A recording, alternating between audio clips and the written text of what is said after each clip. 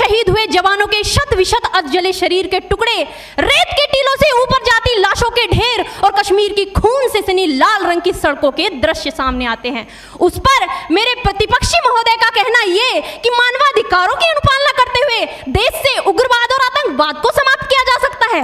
महोदय, अब तो हमारा तिरंगा झंडा भी हमसे ये पूछने लगा है कि क्या बात है भारत, आजकल फहराने से ज्यादा मैं कफन में दफनाने के क्यों काम आ रहा हूं।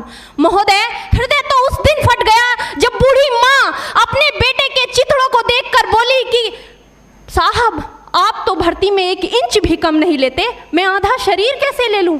महोदय, आज इन मानवाधिकारों के कारण इन आतंकियों के बंगलों की आकाओं की नाकफनी हंसती है और शहीद हुए हमारे जवानों के आंगन की तुलसी रोती है। जब एक शहीद हुए जवान की विधवा की वेदना चीख चीख कर ये कहती है कि प्यार भी भरपूर गया, मांग का सिंदूर गया, नन्हे नौनिहालों की लंगोटियां चली गई, छोटी छोटी बेटियों की चोटियां चली गई और आपके लिए तो एक आदमी मरा है साहब, मेरे घर की तो रोटियां ही चली गई। महोदय, किसी भी युद्ध को जीतने के लिए पहल करना सबसे ज्यादा आवश्यक है, क्योंकि इतिहास गवाह है कि पहल करके बड़े बड़े युद्धों के परिणाम बदल दिए गए हैं। परंतु आज मानवाधिकारों के कारण हमारे देश के जवान इस कदर बंधे हुए हैं कि अपनी ड्यूटी पर खड़े होकर भी वो आज पहल करने से डरते हैं, क्योंकि महोदय भविष्य में उन्हें कटघरे में खड़े होने का डर सता रहा होता है।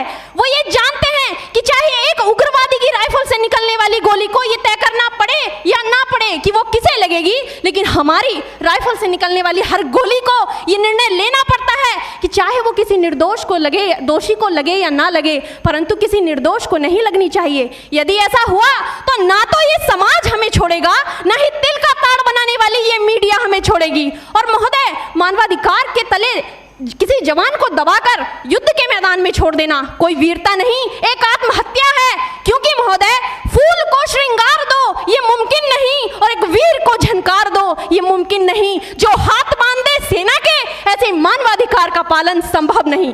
महोदय, आज सत्यनिष्ठा के मार्ग पर चलते हुए भी हमारे देश का जवान इन आतंकवादियों, इन पत्थरबाजों से डरता है, क्योंकि वो जानता है कि उसकी राइफल से निकलने वाली गोली अगर टारगेट को हिट नहीं भी करेगी तो भी 400 मीटर तक जाएगी, और यदि इस बीच वो किसी निर्दोष को लग गई तो महोदय हमें अपनी नौकरी से हाथ तक धोना पड़ सकता है।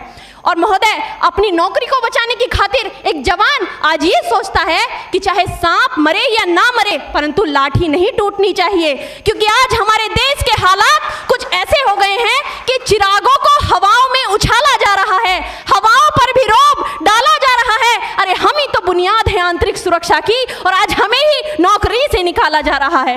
महोदय, जब पुलवामा में 44 जवान शहीद हुए, छत्तीसगढ़ में 76 जवान शहीद हुए, तो कोई भी मानवाधिकार की दुहाई देने वाला हमारे पक्ष में आकर खड़ा नहीं हुआ।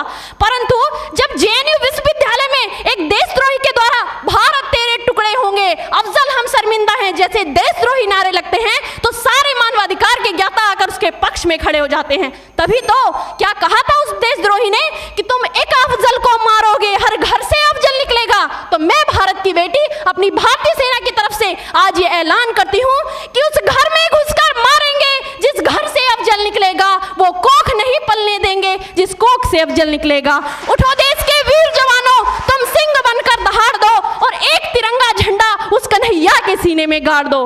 महोदय, अंत में अपनी वाणी को विराम की ओर ले जाते हुए मैं सिर्फ इतना ही कहना चाहूंगी कि मुझे अफसोस है अपने देश की न्यायिक प्रक्रिया पर, जहां आज भी रात के 12 बजे अजमल कसाब जैसे आतंकी के लिए सर्वोच्च न्यायालय के दरवाजे खोल दिए जाते हैं। ऐसे देश से मानवाधिकारों की अनुपालना करते हुए आतंकवाद और उग्रवाद से कभी नहीं निपटा जा सकता। मानवाधिकार के नाम की दुहाइयां देने वालों, सीमा पर लड़ा नहीं जाता चरखों से शोलों के आगे, रामायण पढ़ी नहीं जाती सीमा पर गोलों के आगे। धरती के घोर कुहासे को एक सूरज ही हर सकता है, क्योंकि एटम बम से रक्षा केवल एटम बम ही कर सकता है। जय हिंद, जय भारत।